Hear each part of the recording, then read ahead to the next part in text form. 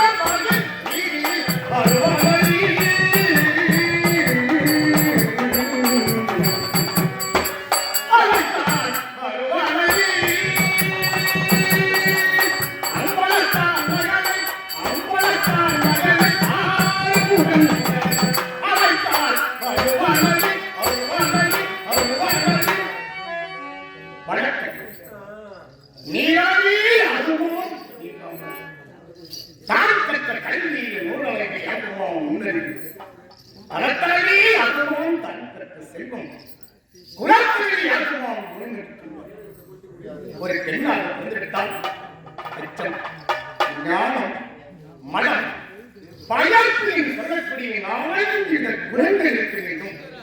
அவர்தான் சிறந்த பெண்கள் என்று ஆண்டோர்களும் சான்றோர்களும் அப்போதே வைத்திருக்கின்றனர்.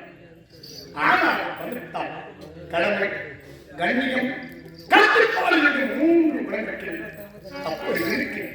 கண்ணோக்கு விடலாம் கடவுள் கலப்பால் அகத்தியர் திருவாயில் வளர்ந்த வண்ணம் இறைவர்களுக்கு சொந்தக்காரன் எவன், இருவிழிக்கும் எட்டாதவன் எவனும், காத்தானவன் எவன், களவானவன் எவன், மேகமானவன் எவன், இந்த இருளானவன் எவனோ பொருளானவன் எவன். அப்பேற்பட்ட ஒப்பற்ற பரம்பொருளில் வேண்டி வணங்கி செல்வம் மிகுந்த செங்கல் நாட்டிலே சீறி வருவான் காவிரி கொள்ளையும் வெள்ளை உருகும் ஒன்றி பொன்னே உருகுமாறு என்ற பெண்களை கேட்போம் என்று கண்ணையார் நன்னி பழிக்கும் பாடார் கண்ணைக்கவரும் அழைக்கட்டும் இயற்கை எதில் மறப்பதற்கு கொண்டு எதையும் கவரும் நீர் விட்டுகள் மாவரைகளும் தோன்றி நம் தமிழ் நாட்டையில் நீர் வளமுடையாக்கி பணம் செழிக்க வைத்ததனாலே சோழ நாடு சோழனை செல்வதற்கு அப்படி உருவாக்கி யாரறிந்த மொழிகளில் தன்னை மொழி போல யாவும் எங்கே காண்போம் என்ற அவரை கற்பில் சிறந்தவள் கண்ணகி இயற்றே குன்றி நேர்த்த வழக்கான யாரிசுராணி, சித்தூர் ராணி, பத்மி குடும்ப தலைக்கு எடுத்து கட்டாரி புத்திரிப்போல் போன்ற இந்தியறிந்த வீராமணிகளில் தோன்றி வீர ஒழிக்கெடுக்கின்ற புனித பூமியில் அவரவர் பெருமையில் பாவகம் நாவலும் பாட எரிப்பால் ஏற்கனவும் எரிஞரே செய்யணும் ஒழியாத்துக்கு உணர்ந்திருக்கின்ற தாய்நாள் அற்பேபத்தை இந்த தாய்நாட்டிற்கு என்னுடைய முதல் வணக்கம். என்னை நீண்டெடுத்தவருடைய தாயை தந்தையருக்கு என்னுடைய இரண்டாவது பரிமாண வணக்கம். எனக்கு பாடம் கற்பித்த ஆசாய்க்கு மூன்றாவது வணக்கம். என் இதயத்திலே வழங்கிக் கொண்டு வருகின்ற நான்காவது வணக்கம். நான் யார்? எதிர்க்கு சேர்ந்தவன் என்னுடைய நான்கு. இதுதான் வீர மகேந்திரம். இந்த வீர மகேந்திரத்தில் அதாவது இளவரசர் பட்டம் பெற்று சீரோடும் சிறப்பாலும் அரசாட்சி வந்தவருக்கு ஏழு கடமை சொல்லக்கூடிய நான் மனைவியாக தயாரி என்று சொல்லி பெயர் கொண்டு எட்டு பெயரில்லாமல் சீரும் சிறப்போடு வாழ்ந்து கொண்டு வருகிறோம். அறிஞரும் காலையில் எழுதி ஆலை கிழமை பிடித்து நல்ல தோளத்திலே கொண்டு மலரையெல்லாம் பறித்து என்னுடைய கணவரின் பாதத்திலே கொட்டி நிரப்பி நான் ஆசீர்வாதம் பெறுவது வணக்கம். கணவரையும் பார்க்க வேண்டும், காவலையும் பார்க்க வேண்டும். பார்க்கலாம் பார்க்கலாம் பார்க்கலாம்.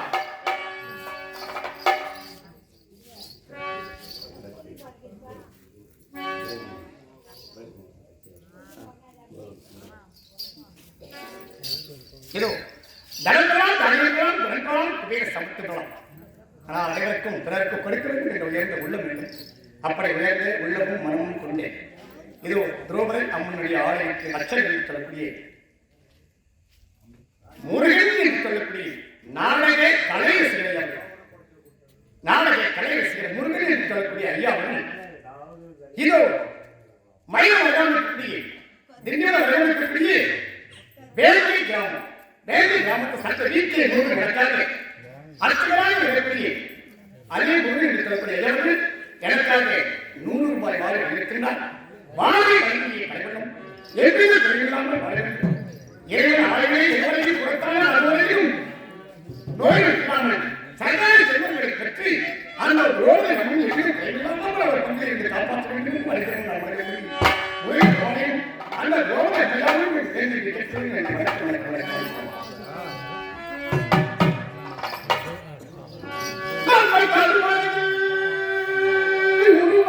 உருவாக்கி நம்மைத்தான் வழியால் பிறக்கவற்கு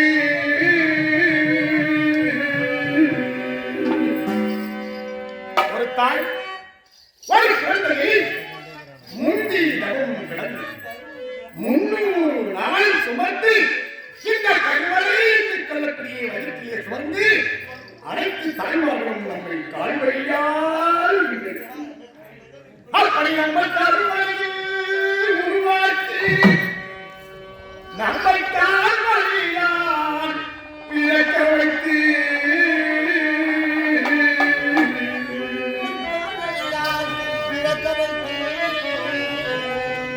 நம்மை உருவாக்கி இந்த உருவம் தந்த அந்த உருவம் இல்லா இறைவன் நாம் எப்படித்தான்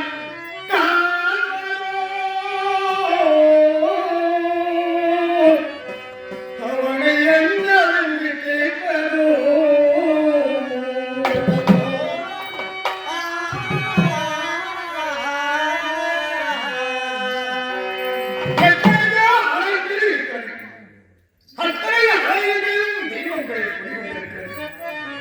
ஆனால் எத்தனை ஆலயமாக இருந்தாலும் அனைத்து தெய்வத்திற்கும் உருவம் இருக்கிறது. ஆனால் உருவம் இல்லாத ஆண்டவனும் ஒருவர் இருக்கின்றார். எத்தனை ஆலயமாக இருந்தாலும் ஆனால் சிவனுடைய ஆலயத்திற்கு சென்று பார்த்தால் சிவபெருமானுக்கு உருவம் என்பது இருக்கிறது. அவர் எங்க வழிபோடுத்தான் காட்சியளிப்பார். அப்படி அந்த உருவம் இல்லா அந்த இறைவன் தன்னை நாம் எப்படித்தான் காண்பதோ அவனை என்று கேட்பதோ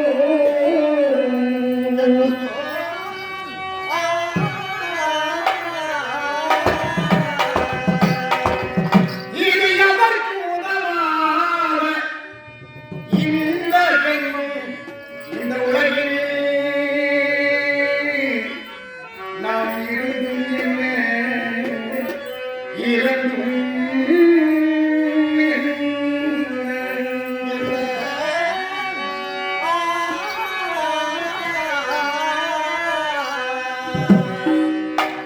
எதற்கும் உதவாத கூறு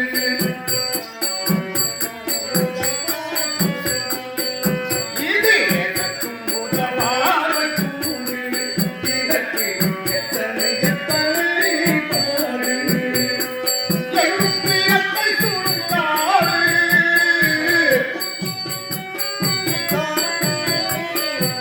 எழுப்பியத்தை சுடுகாடு நம்மையோருக்கும் சொந்தது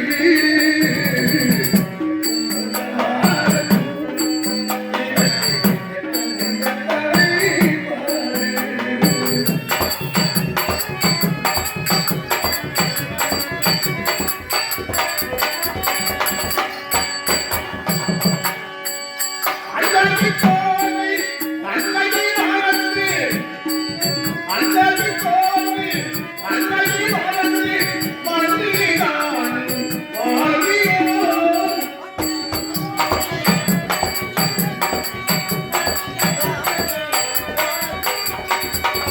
நாம் அன்னையை கோவை அன்னையை மறந்து மண்ணிதானே வாழ்கிறோம். எத்தனையோ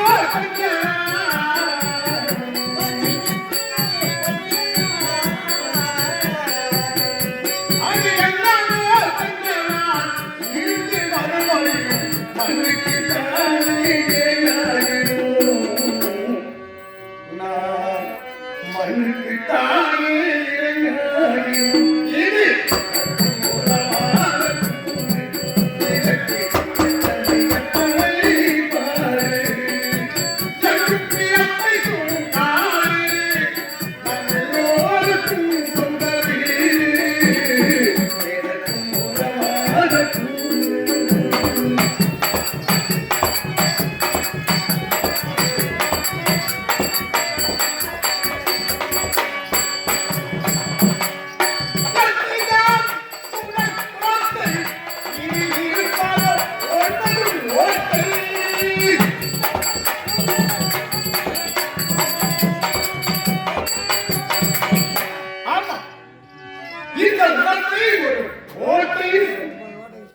எப்பேற்பட்ட கோட்டை? என்ஜான் கோட்டை. சின்ன பிள்ளையா இருந்தாலும் பெரியா இருந்தாலும் பாவத்திலிருந்து உச்ச நிலைமைக்கு அவங்கவுங்க உடம்பு அவங்கவுங்க கலத்தால் அடைந்து பாருங்க. வெறும் இந்த எஞ்சான் கோட்டை இந்த உடம்பு ஒரு கோட்டைன்னு சொல்லு. அப்ப இந்த எஞ்சான் கோட்டையிலே 9 ஓட்டைன்னு சொல்லு. 9 ஓட்டை என்றால் என்ன? அதில் எதிர்க்கிறது கண் துவாரம் 2, நாசி துவாரம் 2, செவி துவாரம் 2, வாய் 1, மின்னே 1. இது 9 வாய்ப்பு. இந்த 9 வாய்ப்பையை 9 சைகளை இயங்குவது என்றால் மனிதன் இறங்குகிறான். இல்லை என்றால் நோய் வாய்ப்பு கிடைக்கிறான். அப்படி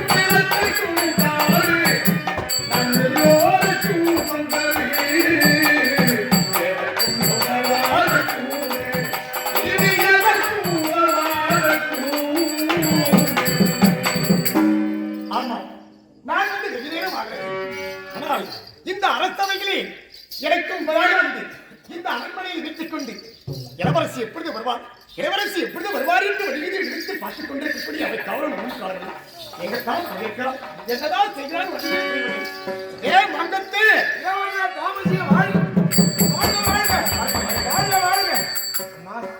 பதில் வணக்கம். நாலு கிழமையாதுமா எல்லாரும் கண்ணி எட்டின்னு ஒரு வார்த்தை சொல்லி நல்ல முறையோடு எவ்வித குறைவில்லாமல் சீரும் அது போதுமா வா முகூர்த்தம். ஆமா எனக்கு முதல்ல வரக்கூடிய அவை கவனம் தானே. அப்படி இப்படி கால தாமதம் வந்திருக்கிறேன் அதற்கு என்ன காரணம்? அம்மா பெண்களா பிறந்தா அதாவது வெள்ளிக்கிழமை குளிப்பாங்க. மத்த நாள்லாம் குளிக்க மாட்டாங்களா? தினம் குளிக்கிறது வேற. என் பொண்டாட்டி என்னைக்குமே குளிக்கிறது இல்லை. இன்னைக்கு 2 மாசமா குளிக்காதவே இருக்கிறா. ஒரே கிட்ட போக முடியல.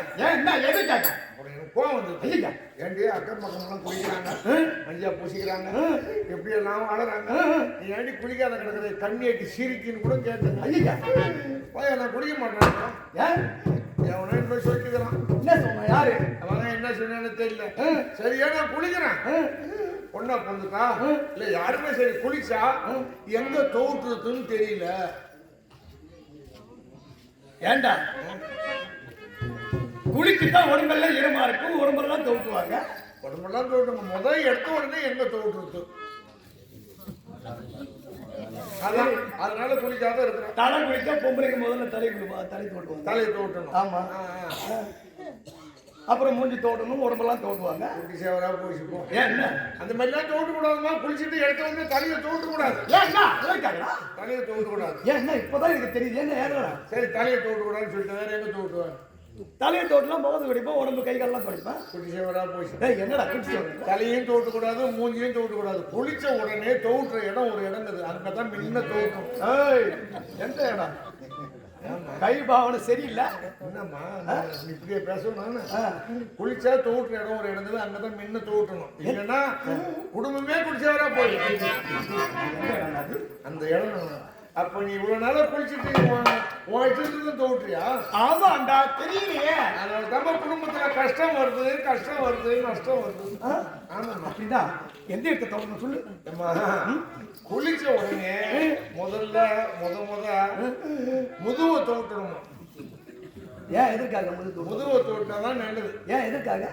அம்மா நம்ம பேர்ல அதாவது லட்சுமி மகாலட்சுமி வாசம் செய்வோம். ஆமா மூதேவியும் வாசம் செய்வோம். ஆமா மூதேவி வாசம் செய்வோம், மகாலட்சுமி வாசம் செய்வோம். ஆமா நம்ம குளிக்கும் போது இவ்வளவு 2 பேரும் என்ன பேசிக்குவாங்களாம்? என்ன பேசுவாங்க? குளிச்சுட்டு வரட்டும் அப்படி இறங்கிடுவாங்க.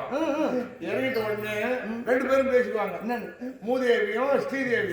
மூதேவி அவங்க குளிச்சுட்டு வருவா, நான் தான் முன்ன பிடிப்பான், போய் அவங்களை பிடிச்சிக்குவோம் அப்படின்னு சொல்லிட்டு பேசிக்குவாங்களாம். சரி அதுக்கு மகாலட்சுமி என்ன சொன்னாங்களாம்? நீ பிடிச்சிக்கலாம் ஒண்ணு மானான்ல. அவ குளிச்சுட்டு வந்து எங்க முதல்ல தோட்டுறாங்களோ நீ முதல்ல அங்க பிடிச்சிக்க. சரி ரெண்டாவது நான் பிடிச்சிக்கிறேன்.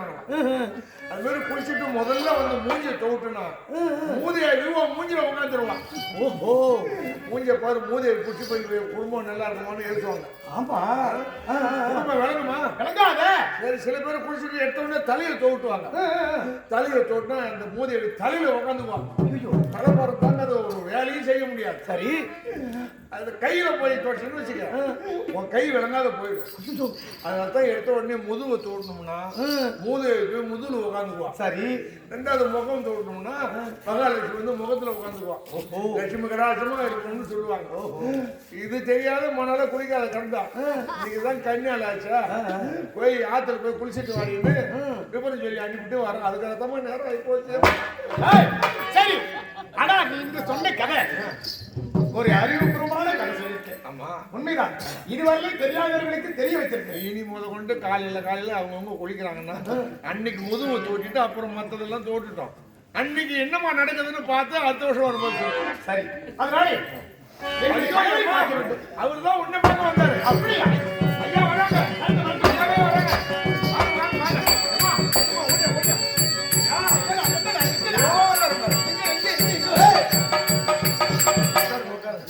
என்னுடைய மனைவி. ஆமா ஆமா ஆமா அத்தா வர வேண்டும் தான். யாரடி? ஒரு ஆலயம்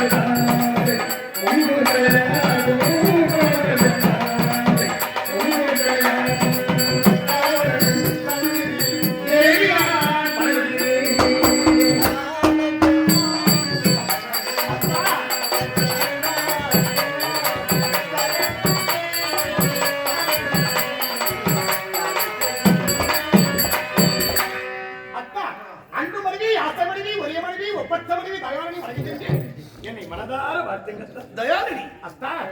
பாக்கியவதி அத்தா எங்க பாத்தா?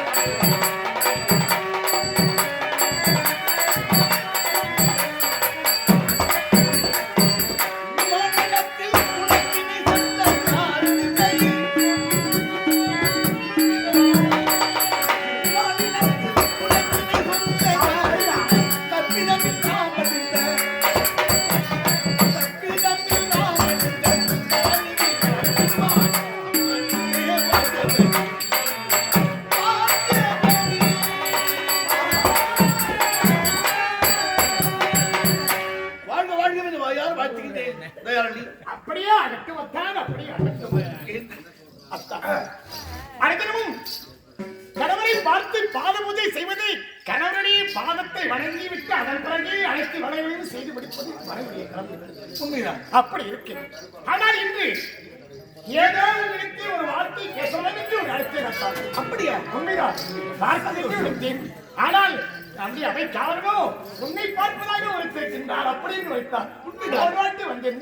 என்னை அழைத்த காரணம் என்ன சொல்லுங்க அத்தா? காரணம் ஒன்றுமல்ல. சொல்லுங்க அத்தா. எப்பொழுது பார்த்தாலும் அரசாங்க வேலையாகவே கவனித்துக் கொண்டிருந்தேன். உண்மைதான். உன்னை கவனிக்கிறீர்களா? உண்மைதான். ஆகையினால் இன்று உன்னை பார்க்கின்ற பொழுது எப்படி உருவமடைக்கும்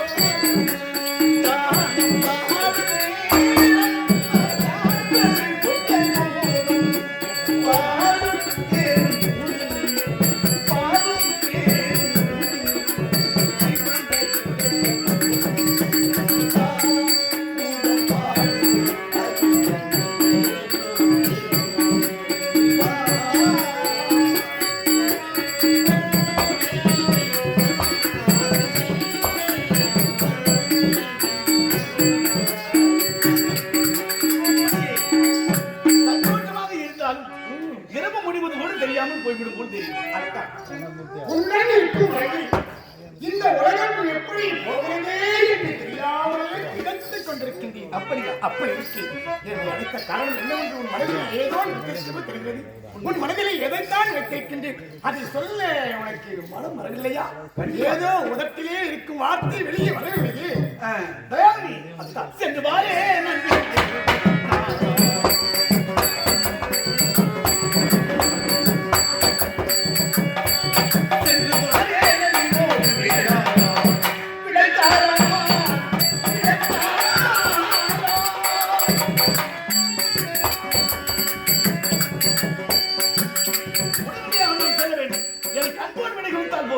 அக்கா, ஏன் தெரியுமா?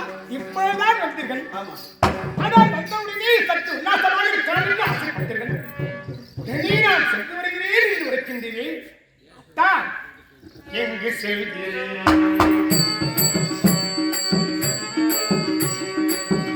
நீங்கள் எங்கு செல்கிறேன்? இப்போது என்னை விட்டு எங்கு செல்கிறேன்?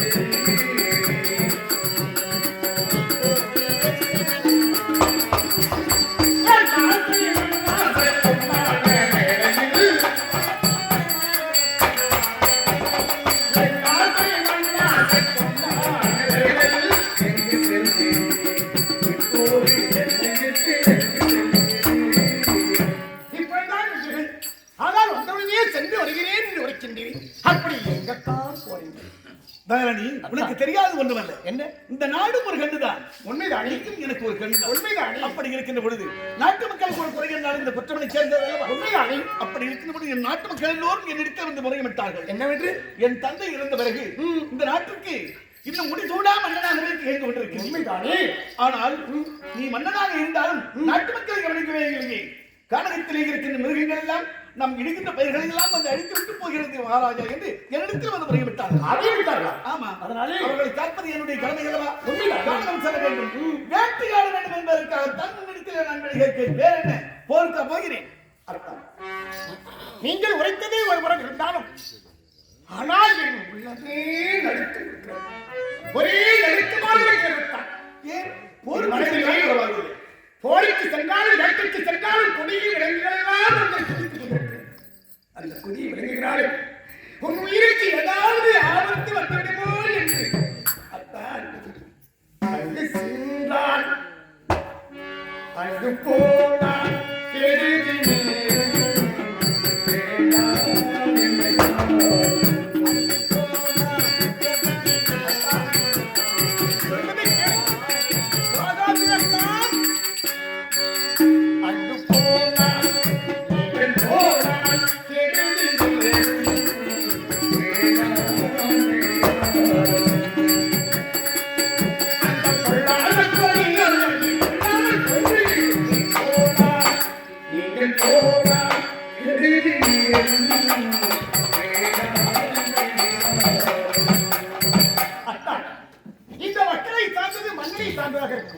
அப்படி இருந்து நான் வேட்டைக்கு செல்லுகிறேன் என்று உரைக்கின்றேன்.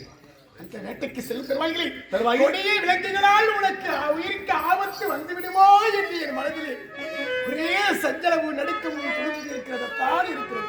எப்பொழுதுமே நான் வேட்டைக்கு சென்றால் போய் வாருங்கள் சுவாமி என்று உரைக்கின்ற நீ இன்றைய தினம் போகாதே சுவாமி போகாதீர்கள், சென்றால் உங்களுக்கு ஏதாவது தீங்கு வந்து நேர்ந்து விடுமோ என்று நீ கவலைப்படுகின்றாய். கவலைதான் அத்தான் மனதிலே பெருத்த கவலை வந்து நேர்ந்து விட்டு நான் சொல்றேன் தயாரி வேண்டாம் என்ற பிடிவாதம், வேண்டாம் என்ற பிடிவாதம், வேண்டாம் என்ற பிடிவாதம்.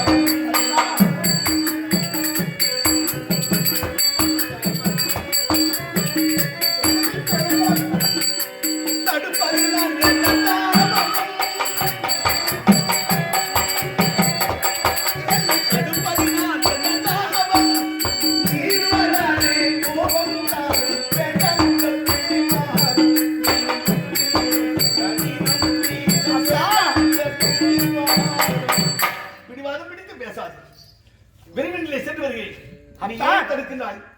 எத்தனை முறை உரைத்தாலும் சித்தத்திற்கு ஏற்கவில்லையா? என் மனம் தவிர்ப்பது உன் மனதிற்கு தெரியவில்லையா? தகாது உந்தன் வீடு தடக்கி தடுக்கிறாய்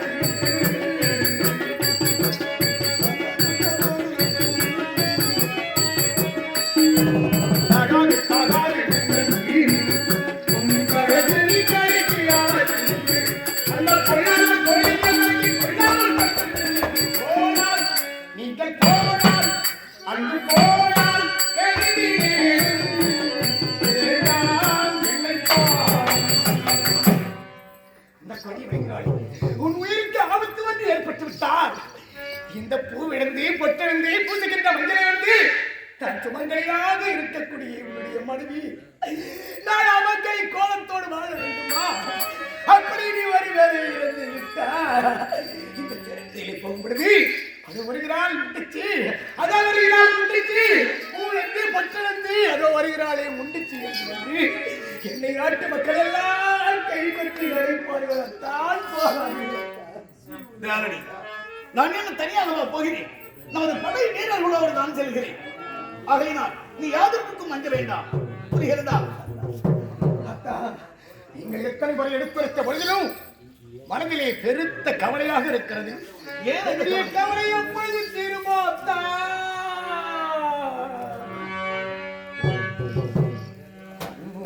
பிரிவதை பார்த்தவரில்லை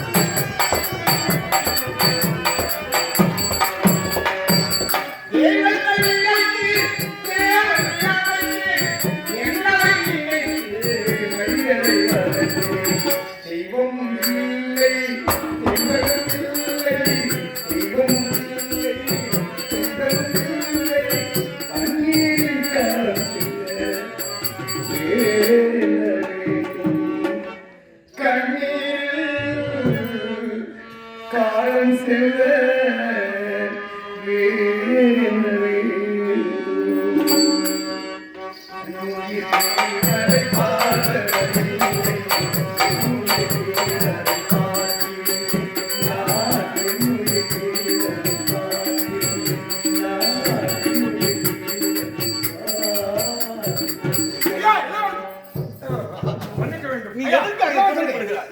காட்டுக்கு செல்லக்கூடிய நமது படை வீரர்கள் எல்லாம் யானைப்படை சென்று கொண்டே நீங்கள் இன்னும் அதோ சொல்லிவிட்டு வருகிறேன். எதற்காக உலகத்தில் போக வேண்டும் என்று தெரியுமா? எதற்காக? அத்தான் பெண்கள் எல்லாம் சுமங்கலியாக இருக்க வேண்டும் என்று நினைத்தேன். ஆமா, அதனாலே கிருஷ்ண ஜெயந்தி என்று சொல்லக்கூடிய நாளை கிருஷ்ண ஜெயந்தி வருகிறது. அதை கொண்டாடிவிட்டு நாட்டு மக்களுக்கெல்லாம் எல்லாரும் உணவளித்து விட்டு பிறகு போகலாம் என்று நினைத்தேன். கிருஷ்ண ஜெயந்தி வருவதற்கு இன்னும் 2 நாட்கள் இருக்கிறது அல்லவா? சப்தமி, இன்னைக்கு சப்தமி, ஆமா. நாளைக்கு அஷ்டமி, நாளைக்கு கிருஷ்ண ஜெயந்தி, ஆமா. நாளைக்கு நவமி. நீங்க நவநாட்டுக்கு போகலான்னு அவங்க சொல்றாங்க. நவமியில போக கூடாது. ஆனால் நீ இப்பொழுது கிருஷ்ண ஜெயந்தி கொண்டாட வேண்டும். அதுதான் ஆமா, கொண்டாட வேண்டும் என்றால் நமது படை வீரர்களை எல்லாம் கூடாரத்தில் விட்டுவிட்டு கணவன் இல்லாத மனைவி மட்டும் தனியா கிருஷ்ண ஜெயந்தி கொண்டாட கொண்டாட கூடாது. பண்ண முடியும்.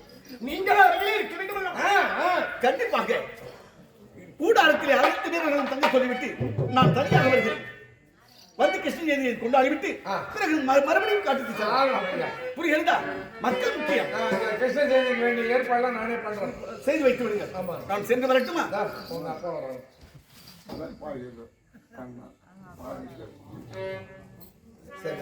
நீங்க போங்க. சரி.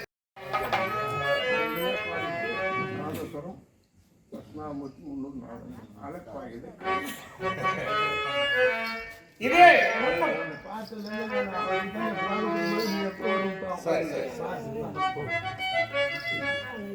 ஐயா தட்சிணாமூர்த்தி ஐயா அவர்கள் உலகத்துல எத்தனை இசை இருந்தாலும் மங்கள இசை என்பது ஒன்று. அந்த மங்கள இசையிலே முதல் இசை நாதஸ்வரம். அந்த நாதஸ்வர வித்வானாக இருக்கக்கூடியவர், ராகங்களை எல்லாம் தெரிந்தவர்.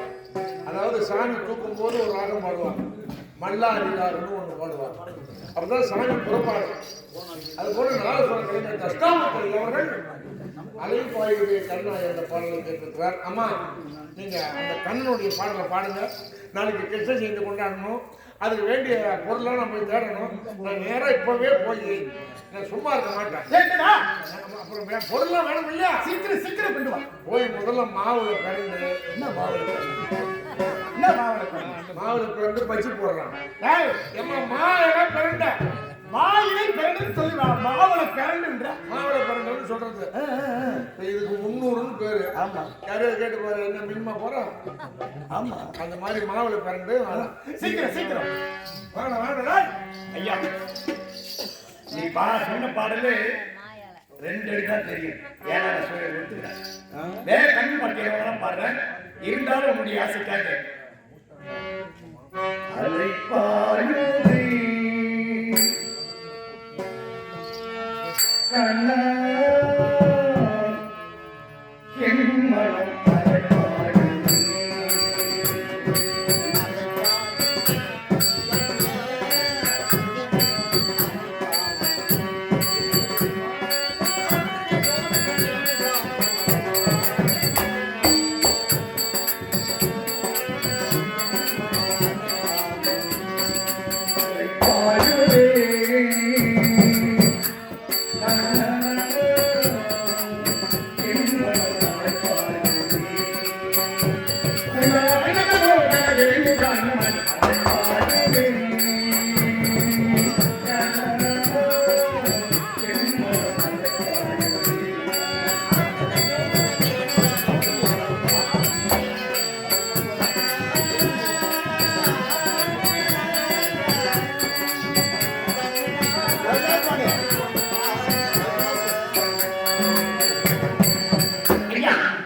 அடுத்த வருஷம் இந்த பாட்டை பாடுறேன். ஆனா இப்பொழுது அந்த கண்ணனை எடுத்து பாட வேண்டும். அந்த கண்ணனையே பாட வேண்டும். கடவுளை பற்றி சென்றிருக்கிறார். கடவுளை கேட்க வேண்டும். இப்பொழுதே கடவுளை வாங்கிக்கின்றேன்.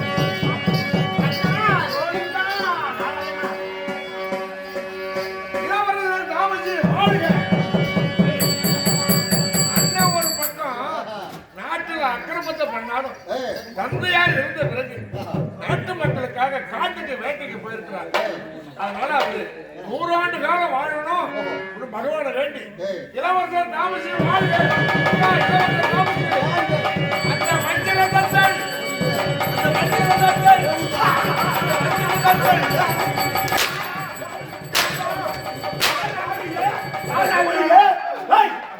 யாரை பார்த்து வழி என்று தெரிவிக்கிறார்.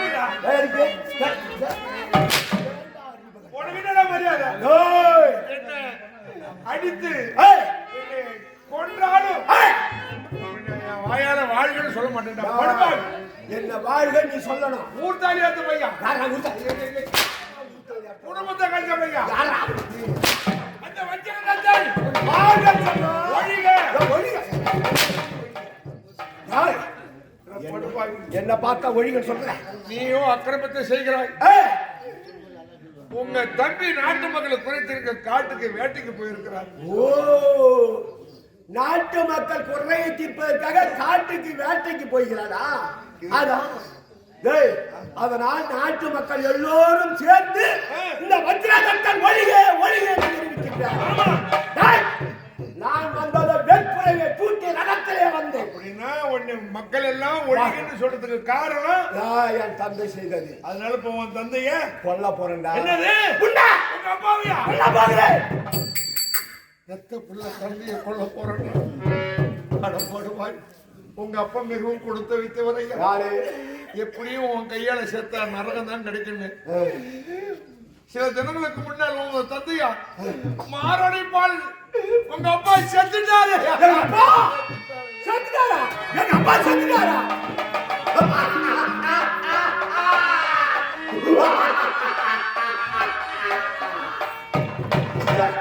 ஒழிஞ்சு. தெரிஞ்சுக்கிட. அப்பா செத்துட்டான உடனே முட்டிக்கிட்டு மோதி நீ எந்த கதிக்கு போவியோ? டேய், அவன் என் கையால் இறக்கக்கூடியவன். அவன் தலையெழுத்து தலை விதி முடிந்து விட்டது. இந்த நேரம் உன் தம்பி காட்டுக்கு நாட்டு மக்கள் குறைத்திருக்க வேட்டைக்கு போயிருக்கிறார். அப்படியா? இவன் வந்த வேலையை பாரு. டேய், நானா வந்த வேலையை பார்ப்பதற்காக வந்திருக்கிறேன். அப்ப இப்ப அரண்மனைக்கு போறியா? அரண்மனைக்கு ஐயா, செல்லுங்கள். வேணாம். வேணாம். உன் தம்பி இல்லாத நேரத்துல அரண்மனையில யாரும் இல்ல. அங்க வந்து என்ன பண்ண போறீங்க? அங்கே என் தம்பி மனைவி இருக்கிறாளவா? அப்ப நாட்டு மக்கள் எல்லாம் கொஞ்சம் ராஜாவா சொல்லணும். உன்னை அதனால நானே அப்படி சுற்றி கள்ள பாக்குறேன். அதனால டேய், உங்களை என்ன செய்ய போறேன் தெரியுமா? இருந்து தேர்ல போறியா? ஆமாண்டா. உனக்கு தேரா? டேய், என்ன தெரியும்? டேய், நான் வந்தது வெண்புறவையை பூட்டி வந்தேன். ஆமா. அதனால் புறவையை அவிழ்த்து விட்டு அழுத்துட்டு நாட்டு மக்கள் எப்பொழுது என்ன ஒழிய ஒழிய என்று தெரிவித்தார்களோ அதனால எங்களை புறவியிலே பூட்டி ரதத்திலே புறவிக்கு பதிலா ரதத்திலே உங்களை பூட்டி நாங்க எழுதணுமா? ஆமா. அட படுபாவி. டேய், அது அதை சட்டமா? நான் செய்ய வேண்டும். புறப்படு. உங்கள் வருவாய் புறவிட்டார்கள்.